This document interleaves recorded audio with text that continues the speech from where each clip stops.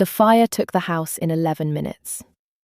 I know it was 11 because Bess had wound the kitchen clock at 10:30, and when I stood on the lawn in my one good dress, with the soles of my slippers melting into the wet grass, the clock through the broken pantry window was still ticking, and it read 41 minutes after the hour.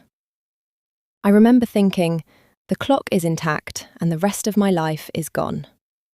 And then I was sick into the box hedge, and Bess was wiping my mouth with her apron and saying, "Miss, miss, look up at me, miss." And the music box was in my left hand, painted with violets, the lid sprung half open, and a single thin note from inside it was trying to come out and could not. There had been a man. There had been a man in the study with me, and then there had been a man not in the study with me, and then there had been the click of the key in the lock from the corridor side, and then there had been smoke under the door. I did not yet know his name. I did not yet know that I had known his name my whole life. Bess had broken the window with a coal scuttle. She had a cut on her forearm from the glass, and she had not noticed. She kept saying, "Come away from the house, miss, come away." And I could not move because I was watching the upstairs windows light up, one after another, like a row of lamps being lit for a dinner party. And I knew that my father's portrait was in the south parlour, and my mother's writing desk was in the morning room, and the books my father had been buying for me since I was 5 years old were in the small library off the study, and none of them was going to be there in the morning. There were no other servants. We had not been able to keep them since my father's illness took him in April, and Bess had stayed because Bess had nowhere else to go, and now neither of us did. She was the one who heard the curricle on the lane. She caught my elbow and turned me toward the sound. I could see the lamps swinging through the trees before I could see the horses. The curricle came up at a hard pace, the gravel spitting under the wheels, and pulled up short at the gate, and a man in his 60s, with white side whiskers and a stoop, swung down from it before the groom had the brake on, and he came at us across the wet lawn at a run that was much too fast for a man of his age. And he stopped in front of me and bowed with both hands at his sides, as if I were standing in a drawing room and not on a lawn that smelled of wood smoke and panic. "Miss Carrow," he said, "I am Wakefield. I am steward to the Duke of Mournehurst. I was riding past on His Grace's business, and I saw the fire from the lower lane. May I beg you to come with me at once? The Duke's mother is at Mournehurst Hall, and the housekeeper and a doctor will be sent for. 6 miles, Miss Carrow. We can be inside warm walls in 3/4 of an hour." I could not speak. I looked at Bess. Bess was a sensible girl, and she had been sensible for both of us for 6 months, and she said, in a voice with the wobble taken out of it, "Yes, take her. Take her now." I said, "Bess, I will follow on with the doctor when he comes," said Bess. "Go, miss. Go now. The lawn is no place for you tonight." I let Mr. Wakefield put me into the curricle. I held the music box on my lap with both hands. Mr. Wakefield set a carriage rug across my knees, without asking me whether I wanted it, and he climbed up to the box beside the groom, leaving me the inside of the curricle alone, which was correct. And he said something low to the horses, and we were on the lane. I did not look back at the house. I have never asked Bess what she saw after I was gone. I have not had the courage. The lane to Mournehurst Hall was 6 miles of black hedgerow and wet leaves, and a moon high enough to silver the puddles. I sat on the leather seat, with the rug across my knees and the music box in my hands, and I tried to make my mind work. There had been a man in the study. He had not seen me at first. He had been at my father's desk with a candle and a small pile of papers. He had been working very quickly. I had been sitting in the wing chair behind the bookshelf in the corner, because I had brought the household ledger down from my room at 9 o'clock to compare the entries against the new attorney's letter, and I had fallen asleep in the chair. Not for long, perhaps a quarter of an hour.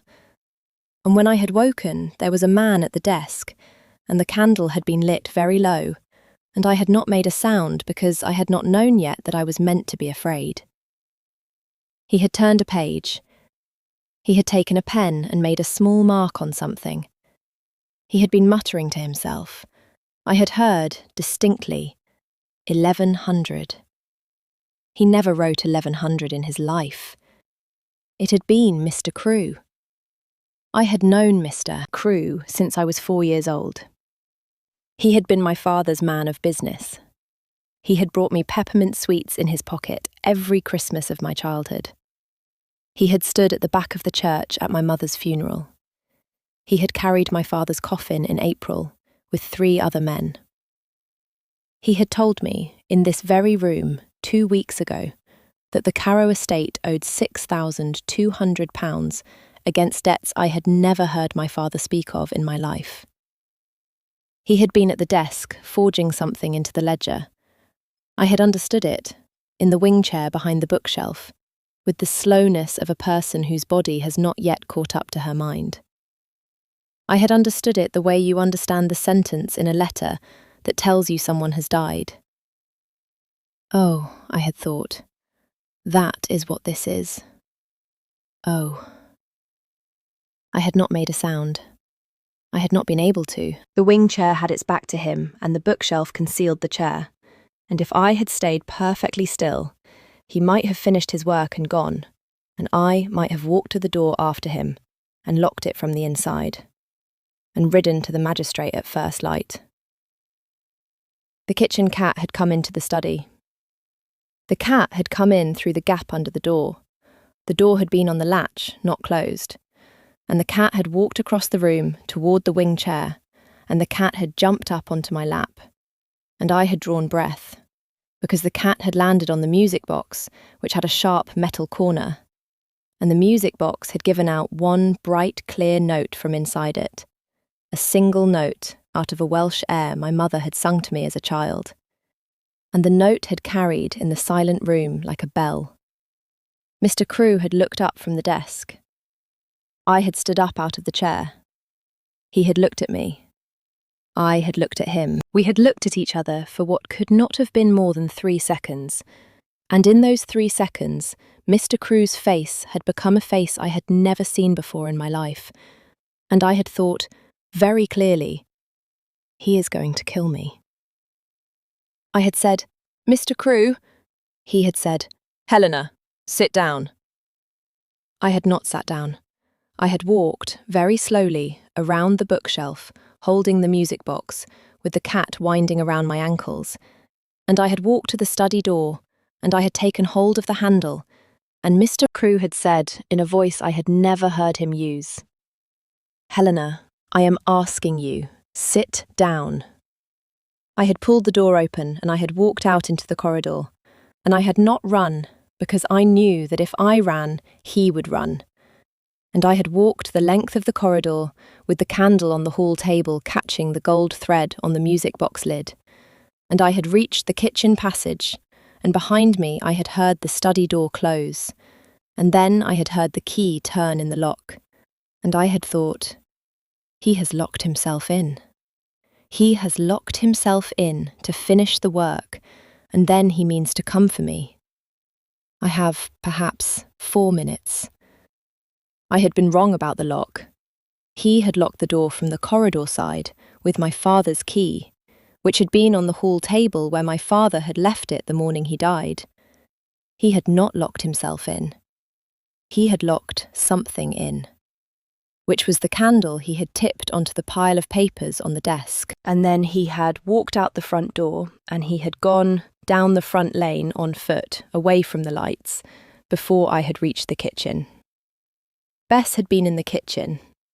Bess had said, "Miss, what is it?" I had said, "Mr. Crewe, the study. Fire. Now."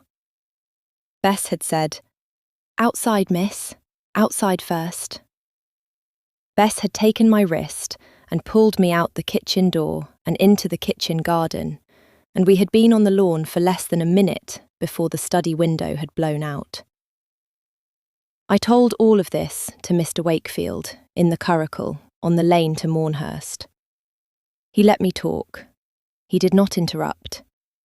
When I had finished, he said only, "His Grace will hear this, Miss Carrow, exactly as you have told me. So will the magistrate at Bracton in the morning. Tonight, you will eat something, and the doctor will see to your brow, and you will sleep behind a locked door in a warm room. Tomorrow, we will see what is to be done." I said, "My brow?" "You have a cut above your left eye, Miss Carrow," said Mr. Wakefield gently. "You went out through a window. There is glass in your hair. It was not the moment to mention it." I touched my forehead. My fingers came away wet. I had not noticed. The curricle came around the long bend of the avenue at Mournehurst, and I saw the house for the first time. I had grown up 6 miles from Mournehurst Hall, and I had never seen it, because the Duke of Mournehurst did not entertain. He had not entertained, my father had told me once, since his wife had died in childbed 5 years ago. He had not paid a call at our house. He had not been at my father's funeral. He had sent his steward and a brace of pheasants and a plain card with the word Mournehurst engraved upon it, and nothing else written. And he had been spoken of in the village as the cold Duke, the silent Duke, the Duke who had lost the one person he had loved, and who had never bothered, after that, to be loved by anyone else. The house was long and low and the colour of pale stone, and there were lamps lit in the front portico, and lamps lit in the windows of one wing, and a woman in black silk was standing in the open doorway with a silver-headed cane. Mr. Wakefield said, low, to the groom, "Round to the south door, James. The Dowager will be there." The Dowager was there. The cane in her hand was for show, I thought, because she did not lean on it. She watched the curricle come up. She watched Mr. Wakefield hand me down. She did not move from the doorway. She said, in a voice as cool and clear as Riverstone, "Wakefield, bring her. Bess, you will follow with the doctor when he comes. You are Bess, are you not? The girl from Carrow Grange?" "Yes." "Good. Inside, Miss Carrow. I am Helena Carrow. My son's house is yours tonight." She did not curtsy. She did not embrace me. She did not exclaim. She turned and she walked into her own front hall with a steady step. And Mr. Wakefield steered me in behind her, and the great door closed, and I was inside Mournehurst Hall with the music box in my hand and a cut on my forehead and a dress that smelled of smoke. And somewhere in this house was the man I had been raised to think of as too cold to feel anything. He was standing at the foot of the staircase. He was tall, much taller than I had expected, and his hair was dark with grey at the temples that did not match his face, which was not the face of an old man. His eyes were a strange pale colour I could not name in the lamplight. He wore black gloves, both hands, indoors. He was very still. The Dowager said, without turning, "Adrian, Miss Carrow of Carrow Grange. Her father was Thomas Carrow, you may recall the name. The house has burned. Mr. Crewe is suspected. Wakefield brought her. The doctor is sent for." The Duke of Mournehurst said, "Miss Carrow." He inclined his head to me. He did not bow. He did not approach. I curtsied. The room tilted a little. He said, "You are bleeding." I said, "Yes, Your Grace." He said, "Mother, Mrs. Hadley, the blue room." A small woman in a starched cap had appeared at the Dowager's elbow, as if conjured. She said, "At once, Your Grace." She looked at me. She did not look at me with pity, which I would have had to refuse.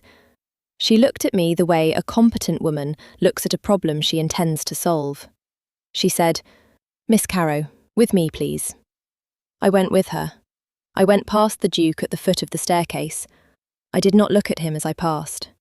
He stepped aside to let me by, one careful pace back, as if he were giving me the wall, and I felt the displacement of air as he moved, and the smell of him caught, very faintly.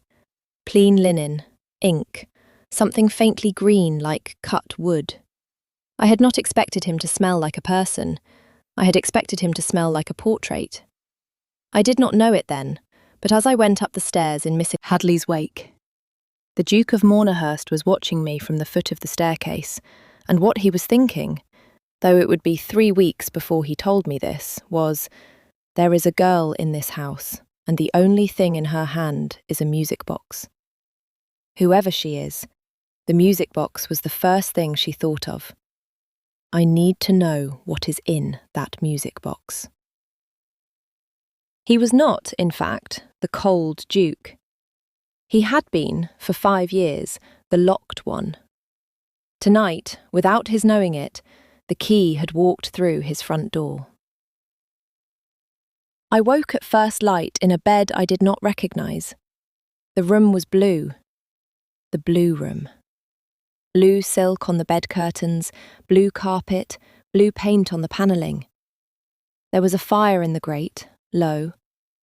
There was a chair beside the bed, and Mrs. Hadley was sitting in it, with a piece of needlework she was not working on.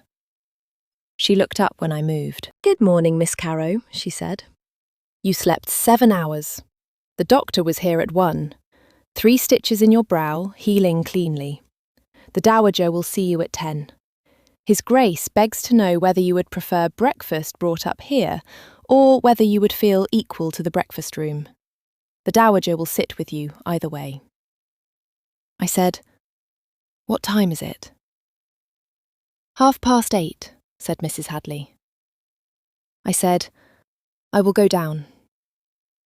"Then I will dress you," said Mrs. Hadley. "There is a clean morning gown laid out in the dressing room. It belonged to her Grace's late companion. It is plain, and it is clean, and it will fit you well enough. You shall have your own things made as soon as it can be arranged." I said, "Mrs. Hadley, the music box." "Is on the bedside table," she said. I did not move it. I would not. It was. It was on the table beside the bed, the violets a little dimmed by smoke, the gold thread on the lid still bright. I picked it up. The lid sprang half open at the slightest pressure. The mechanism inside it tried to play and could not. It gave one half note and stopped, the way a bird with a broken wing tries to lift off and cannot. Mrs. Hadley said, very quietly, "His Grace mends things, miss, if you wished it." I said, I would not impose." "It would not be an imposition," said Mrs. Hadley. I went down. The breakfast room at Mournehurst faced east, and the morning light came in through 3 tall windows over a garden gone to autumn. The Dowager was already at the table. She was in dove grey today, jet earrings, the cane at her chair. She did not rise. She nodded at the seat opposite. I sat. Mrs. Hadley left us. A footman brought tea. The Dowager said, "Eat first, then we will talk." I ate. I had not realised how hungry I was until the toast was in my hand. I ate 2 pieces of toast and a spoonful of preserves and drank tea. And the Dowager watched me eat without watching me, the way kind women have done since the world began. And when I had finished, she set down her own cup. "Now," she said, "Mr. Wakefield has given my son and the magistrate at Bracton your account of last night. The magistrate has ridden to Carrow Grange this morning. Mr. Crewe is being sought. My son does not believe it will be difficult to find him. Your maid, Bess, is in this house, in the housekeeper's parlour, eating a very large breakfast, and being told by Mrs. Hadley that she is a heroine, which she is. She will be with you in an hour. Until Mr. Crewe is in custody, you will not leave this house. And when you leave it, you will leave it with a footman and Bess, both. And you will not write to anyone Mr. Crewe might intercept. I am telling you these things so that you do not have to think of them. I would also like to tell you that you will stay in this house until your affairs are in some order, and that no one will think anything of it because I am 60, and I am a dowager duchess, and my reputation is sufficient to chaperone any number of orphaned young women, and that I will be with you, in this house, every day. Is there anything in any of that you wish to refuse?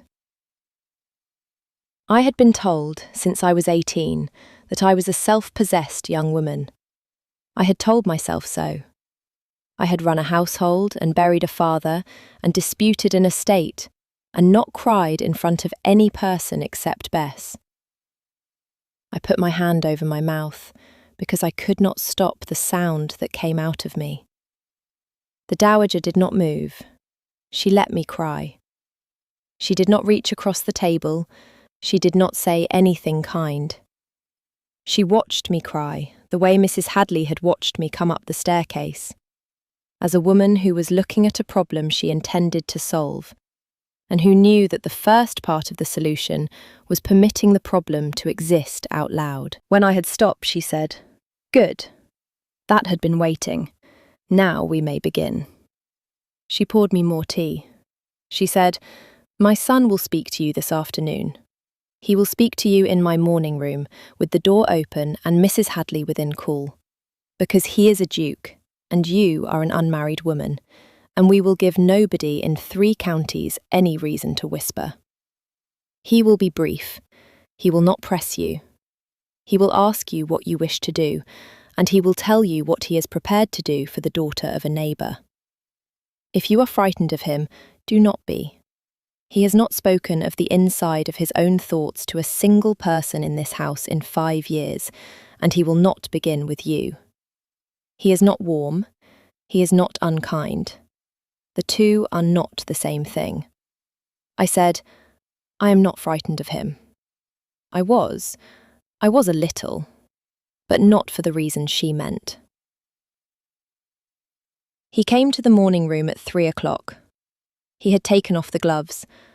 The right hand was bare, and I understood at once why he wore them. The fingers had set wrong. 2 of them lay slightly across the third, the knuckles thicker than they should have been, the skin a paler colour than the rest of him, as if it had not been exposed to weather in a long time. He laid the hand on the arm of the chair as he sat, palm down, deliberately, the way a man who has been hiding something for a long time decides one afternoon to stop. He met my eyes when he did it. He did not invite me to remark on it. He did not pretend it was not there. I did not look at the hand. I looked at his face. His eyes, in the daylight, were a pale grey-green, like winter river water.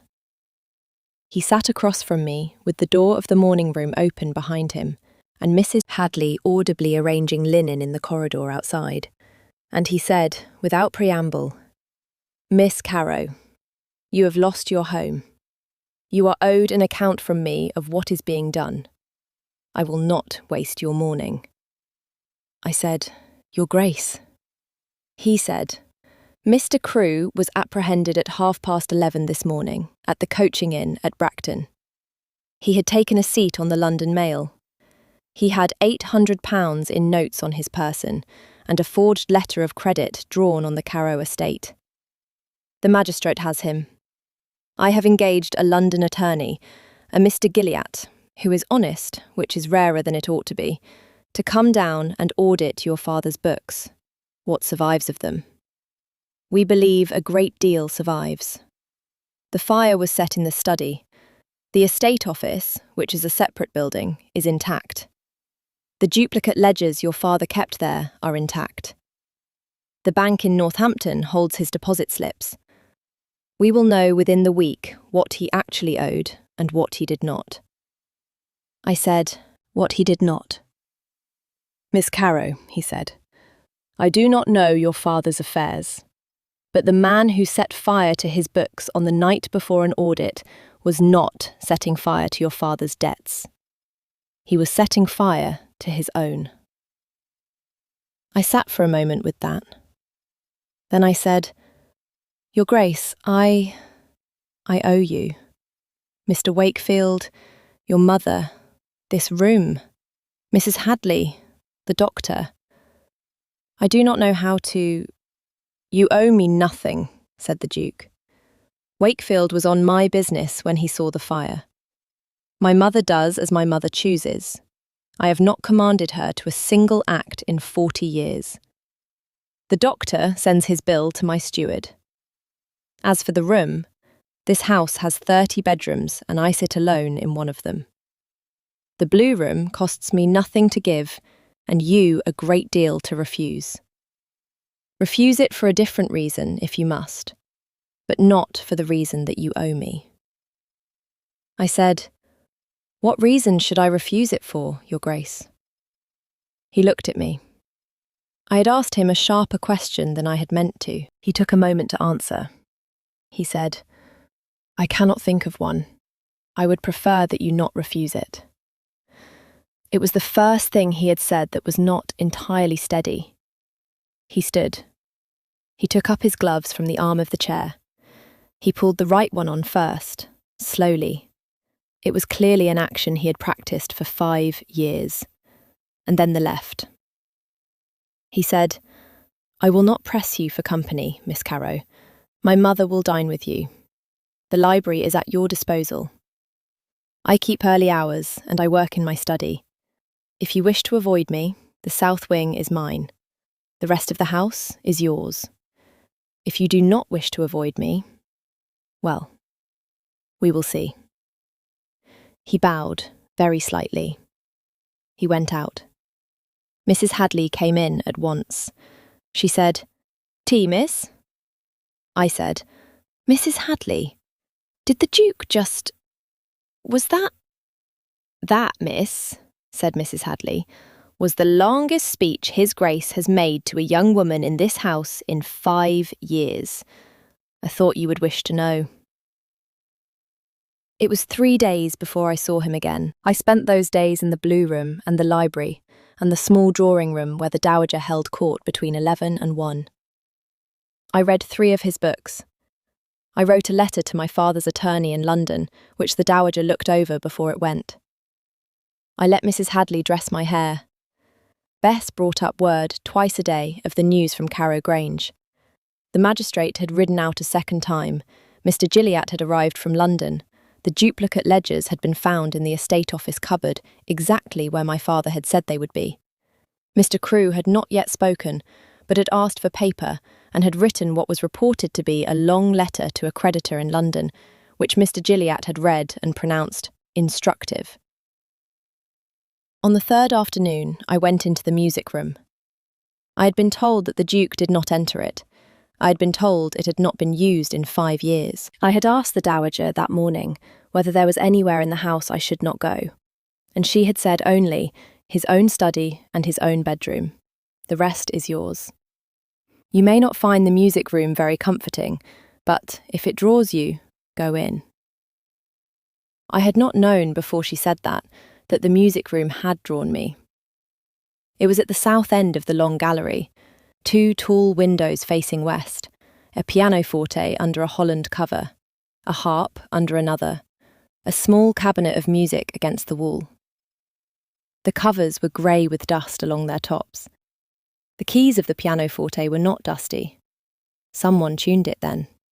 A footman, perhaps, on instruction. A house that does not enter a room, and yet does not let it die. I lifted the holland cover from the pianoforte. I sat down. I put my hands on the keys. I did not play. I have never played well. My mother played, and after her death no one in our house had the heart for it, and I had not kept up. I sat with my hands on the keys, and I thought of my mother, who had played a Welsh air on the small upright in our parlour the year before she died, and who had given the small enamelled music box that had played the same air to her cousin Cecily as a wedding gift. And I stopped thinking. Cecily Verrick, the Duke's wife. Lady Cecily Mournehurst, who had died in childbed 5 years ago, who had been my mother's first cousin. I had not put it together. I had not made the connection. I had been raised in a country house 6 miles from this one, and I had never been told. And yet, of course I had been told. My mother had said cousin Ceci 100 times when I was very small, and cousin Ceci had married a duke when I was 8 years old. And after my mother's death, no one had said the name Ceci to me again, because no one in our house had had the heart, and I had not, until this moment, with my hands on a pianoforte in a house I had never entered, understood that Lady Cecily Mournehurst had been the cousin Ceci of my mother's nursery. I sat with my hands on the keys. The room was very quiet. There were footsteps in the long gallery. I knew the footsteps. They were unhurried and even, and they came up to the music room door and they paused. The Duke said from the doorway, "I beg your pardon. I did not. Mrs. Hadley told me you were in the library." I turned on the bench. He was in the doorway, in shirt sleeves and the black gloves and a plain coat, and there was ink on the cuff of his shirt, and his face, when he saw me at the pianoforte, had something on it I had not seen before. Not anger, not even surprise. A kind of stillness, the kind that comes over a person when something they have been holding very tight in their hand opens by itself. He said, "You play?" I said, "No, Your Grace." I sat down. He came into the room. He did not come close. He stopped beside the harp. He said, "She played, my wife." "I know," I said. His pale eyes came up. "I know," I said again, very gently, "because she was my mother's cousin. I did not know it until I sat down at this pianoforte 4 minutes ago. I am sorry. I should have known. I was 8 when she married you. My mother died 4 years later. I had forgotten the connection. I am ashamed to say it, but I had." He stood beside the harp for a long moment. The light from the west window caught the grey at his temples. He said, in a voice that was not quite his own, "Your mother was Margaret Ashfield." Yes. She was the only person Cecily wrote to in her last week. I felt my hand come away from the pianoforte keys. I said, "She..." "What?" The Duke said, "I have a letter. She wrote it 3 days before. 3 days before. I never gave it to your mother. I never sent it. He stopped. He looked at his gloved right hand. "I never read it. I was told it was given to me to keep. I was told your mother had been sent for and could not come in time. I did not... Miss Carrow, I have not opened that drawer in 5 years. The letter is in the drawer. I did not know your mother had died. I have not been a man who asks after his wife's relatives. I did not know." I sat at the pianoforte, and I looked at the man at the harp, and I understood, for the first time, the shape of the locked thing he had been carrying. I said, very quietly, "Your Grace, may I see the letter?" He said, "Yes, tonight, after dinner, with my mother present. I will not open it without you. I think I have been waiting 5 years for someone to make me open it, and I think you may be why." He did not stay in the music room. He bowed. He left. I sat at the pianoforte for some time afterwards. I put my hand on the music box, which I had brought down with me, which I had been carrying everywhere in the house like a child carrying a doll. The lid sprang half open. The mechanism gave one half note and stopped.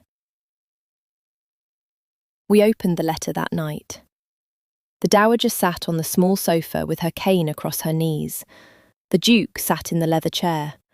I sat in the chair opposite him. The drawer in his study was a small lacquered drawer in the second tier of an old French escritoire, and the key was on a fob in his pocket which he wore on his watch chain, and which, he told us, he had not unhooked from the chain in 5 years. He took it off. He gave it to me. He said, "If you would, Miss Carrow." I unlocked the drawer. There were 3 things in it. A miniature of a young woman with chestnut hair and laughing eyes, in a frame that had been cried on. A pressed flower, brown. A folded letter, sealed, the seal unbroken, addressed in a careful, weakening hand. To Margaret Ashfield, with "My love, my dear." I lifted the letter. I held it out to the Duke. He said, "No, you. You are her daughter. You should be the one." I broke the seal. It was 3 pages. Lady Cecily had written them in a thin, clear hand that grew thinner toward the end. She had written them, propped up in a bed she had known she would not leave. She had written, "My dear Margaret, I am not well and I do not think I shall be. Forgive the hand. I have asked Adrian to send for you, and he has, but the roads from Northamptonshire to Devon are slow, and I am quicker. If I am not here when you come, do this for me. Do not let him be alone. He will think he is meant to be alone.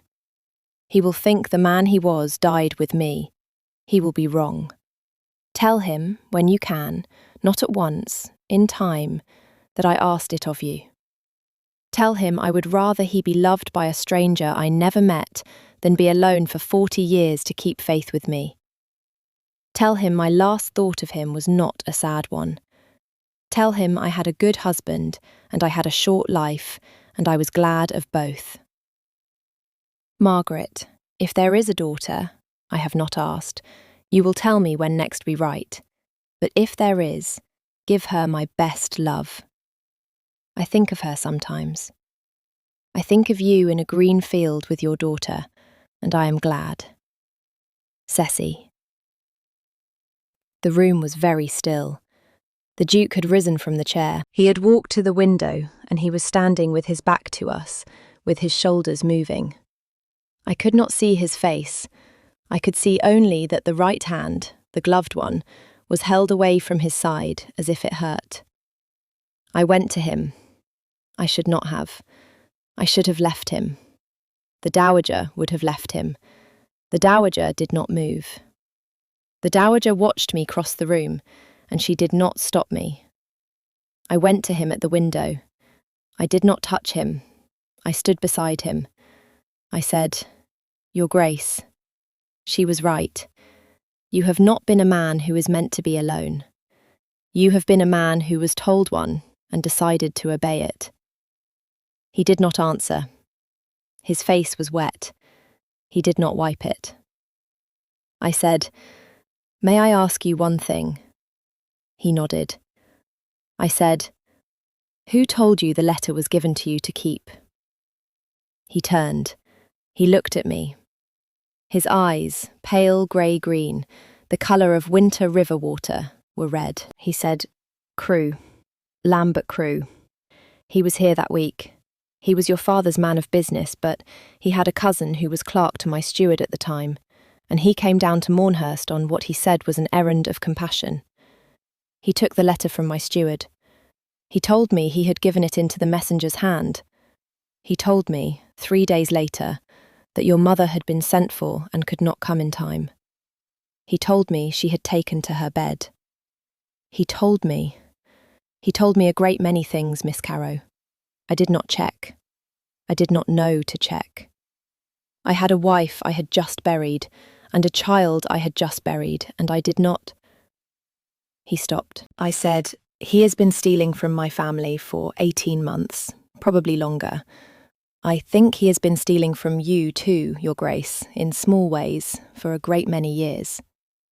I think he was the kind of man who had to put something between you and any other person in the world who might have helped you, because while you were locked in this house, no one was looking at his books. The Duke said, very softly, "He took 5 years of my life." I said, "He took 5 years of mine." We stood at the window. The Dowager, behind us, said nothing. After a long time, the Duke said, "Miss Carrow, may I have the music box?" I gave it to him. He sat down at the escritoire. He turned up the lamp. He took off the right glove and laid it on the desk. He took a small cloth roll out of a drawer and unrolled it on the desk. Fine instruments, small as needles. And he began, with the left hand, with the right hand braced against the desk, because the right hand could no longer hold a tool, to work on the mechanism of the music box. The Dowager said, "Adrian, tonight." He said, "Tonight, Mother." She said, "It will take you until midnight." He said, "Yes." She rose. She came to me. She put her hand on my shoulder. The only time in 3 days she had touched me. She said, "Good night, Miss Carrow." She went out. She left us. I sat in the chair across the desk from him, and I watched him work. He worked for nearly 2 hours. He did not speak. I did not speak. I watched the right hand brace, fail, brace again. I watched the left hand turn a tiny pin with a tiny tool. I watched him bend the lid of the music box back on its hinge with a delicacy I had not known a hand of his size could perform. At 11:15, he closed the lid. He turned the small key on the underside. He set the music box on the desk between us. He opened the lid. The Welsh air came out clean. It played all the way through. It played the second verse, and then the third, and then it began again from the top, because that was how my mother's music box was made. And at the third repetition, I started to cry. And the Duke of Mournehurst, across the desk in a study at 11:30 at night, with his right hand bare and shaking from the work, did not look away from my face. He said, "Miss Carrow." I said, "Helena." He said, "Helena, I am not a man who knows how to do this anymore. I have not been a man who knew how to do this in a long time. I do not know what I am asking. I am asking you to stay in this house. Not as a guest of my mother's, as a... He stopped. He looked down at the music box. He looked up. He said, "I do not know the right word. I have not used the right word in a long time." I said, "Take your time, Your Grace." He said, "Adrian." I said, "Adrian." He drew in a breath. He said, "I am asking you to consider me. Not now, in time. Whatever amount of time you need. I will not press. I will not approach. I will sit in this house, and I will read books, and I will mend your music box, and I will not press. But I am telling you, because I have spent 5 years not telling a person what I felt, and I will not spend a 6th, that I would like, very much, in time, to be considered. By you. Specifically by you. That is all. That is the whole of it. I beg your pardon for the disorder of the speech. I am out of practice. I said, "Adrian." I said, "I will consider you." I said, "I am considering you now." He closed his eyes. The crowd pleaser was a county dinner. The county dinner happened a week later. It happened because the magistrate at Bracton, having taken Mr. Carrow's full deposition, had invited the Duke of Mournehurst and Mr. Gilliatt, the London attorney, and 3 of the principal landholders of the county to a dinner at his own house, at which he intended to inform the gathered party of the full extent of Mr. Carrow's frauds before publishing them in the county paper. I was not invited. Women did not attend such dinners. I sat at Mournehurst with the Dowager in her morning room, and we worked at our needlework, and we did not pretend we were not waiting. The Duke came home at 10:30. He came into the morning room without removing his greatcoat. He had ridden, not driven. The greatcoat was wet at the shoulders. He stood in the doorway, and he looked at me, and I knew, before he had said one word, what he had done. He said, "Mother." The Dowager said, "Yes." He said, "I stood up at the magistrate's table and I told them all of it. The 18 months at Carrow Grange, the forged debts, the fire, the money he had stolen from my own steward's office over 4 years, which Gilliatt had uncovered yesterday, and which I had not yet had the heart to tell either of you. The letter." He turned to me. He said, "I told them about the letter, Helena. I told them what he had done. I told them, in front of the magistrate and the attorney and Sir John Penrose and Lord Ashby and Mr. Hardwicke, that Lambert Crewe had taken from my dying wife a letter to her cousin and had hidden it for 5 years for the sole purpose of keeping me alone in this house while he stole from us both. I told them what Mr. Crewe had done to your father's books. I told them what Mr. Crewe had done in your study. I told them you had walked out past him, Helena, with a music box in your hand, and I told them I was going to marry you, by your leave, the moment a banns could be read. And I told them that if any man at the table objected to a Duke of Mournehurst marrying the daughter of a Northamptonshire gentleman in circumstances such as these, that man should object now and not later, because I was going to write the announcement to the Gazette in the morning. I said, "Adrian."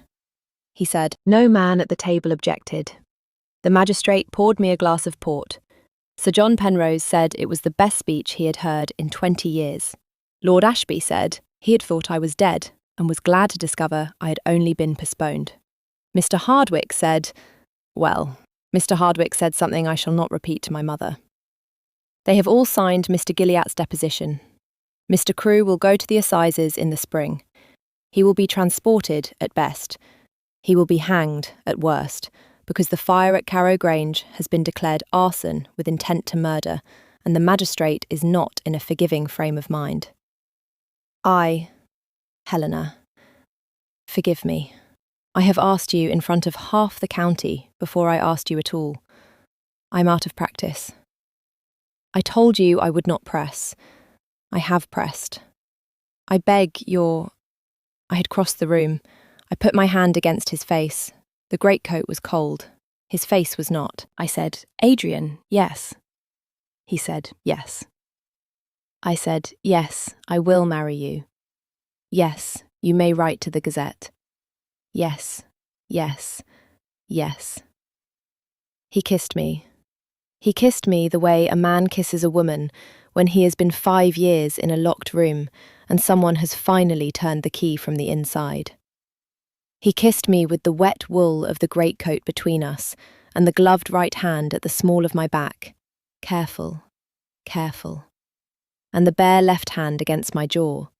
And the music of my mother's box was still on a shelf in his study upstairs, repaired and clean. And outside the morning room, the Dowager Duchess of Mournehurst was opening the door very loudly, so that we should hear her coming, and saying, "I am about to enter the room, my dears. I am announcing this so as not to be inconvenient. I shall now count to 10. We laughed into each other's mouths. We were still laughing when she came in. We were married 6 weeks later in the chapel at Mournehurst. Bess attended me. Lord Frederick stood up for his brother. Mr. Gilliatt brought the marriage settlement, and Adrian signed it with the left hand. The dowager wore lilac. The chapel was full of tenants from both estates because Adrian had insisted, against every precedent of his 5-year silence, that every cottager on his land and every cottager on mine be given the day off and the means to attend. And they had come, and they had cheered when we walked back down the aisle, as if they had been waiting 5 years for the chance. Mr. Crewe was tried at the spring assizes. The defence had nothing to say. He was sentenced to transportation for 14 years, which in his case was effectively for life, because he was 42 and the colony he was bound for had a high mortality. He sailed from Portsmouth in May. I do not think of him often. When I do, I think of the moment Adrian stood up at the magistrate's table and named what he had done to a dead woman's letter, and I think, that is the verdict that mattered. The rest was paperwork. Carrow Grange was rebuilt. It took most of a year. The estate office was untouched, as Adrian had said, and Mr. Gilliatt's audit recovered £7,000 of money Crewe had skimmed and hidden in 3 banks under 3 names. The duplicate ledgers were given pride of place in the new study, in a glass-fronted case my husband ordered for them, with a small brass plate beneath that said, in plain lettering, "Honest books outlive a fire." Bess married a tenant farmer of ours in the autumn and was given the gatehouse cottage at Mournehurst as a wedding present, which she accepted on the condition that she was permitted to come up to the hall every Tuesday to scold me about my correspondence. The dowager lived another 9 years. She saw both our children born. She told our daughter, on the day of her christening, that she was less of a fool than she had any right to be. And our daughter, who was 3 weeks old, gave her grandmother a look so direct and unimpressed that the dowager declared it the most encouraging thing she had seen all year. Lord Frederick came home from London more often after the wedding than he had in the 5 years before it, and was scolded by his mother for it twice a month, and pretended to mind. He did not marry. He told me once, with great seriousness, that he had decided his life's work was to be a beloved uncle, and he wished it to be on record that I had ruined a perfectly good rake by introducing his brother to happiness, and he expected to dine out on the story for 40 years. The music box plays. It plays in the small drawing room at Mournehurst, on the table by the south window where the light comes in warm in the afternoon. I wind it on the days I am uncertain.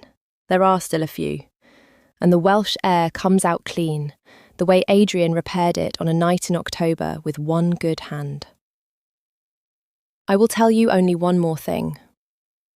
A year after the wedding, on a clear afternoon in October, Adrian and I were walking in the long avenue of limes at Mournehurst, the gloves off, his right hand inside my left, because he had decided that the day he stopped wearing the right glove with me would be the day he stopped explaining himself for it. And I said, "Adrian, the letter." He said, "Yes." I said, "We should answer it." He stopped. He looked down at me. I said, "She wrote to my mother. She wrote to my mother because she wanted to be sure of you. She did not get the answer. I would like to give it to her." He said, "How?" I said, "We will write a letter back. We will not send it. We will put it in the drawer. We will tell her that her cousin Margaret died before she could answer her, and that Margaret's daughter answered her instead. We will tell her you are not alone. We will tell her that the music box plays. We will tell her my mother was glad of her all her life, and that I am glad of her every day. And we will leave it in the drawer with her letter, and we will lock the drawer, and you will keep the key on your watch chain. And one day, when our daughter is old enough, she will open the drawer, and she will read both letters together, and she will know." He did not speak for a moment. Then he said, "Helena, yes." He kissed the top of my head. The lime trees were going gold. The wind was easy. Somewhere in the long lawn a thrush was calling, and the silver-headed cane of his mother was tapping along the gravel walk a little behind us, because she had announced that we were not to be trusted to walk by ourselves, and had appointed herself our chaperone for life. And Adrian had told her she had a great deal of years' work ahead of her. And the dowager had said that was the idea, exactly. I had nowhere left to go on the night of the fire. I ended up exactly where I was needed. That is the whole of the story. That is the whole of every story worth telling. The locked man and the lost girl, and the small object that played a tune through them both, and the world which had tried to keep them from each other, and which had failed. The world, in the end, fails at this very often. It is one of the better things about it.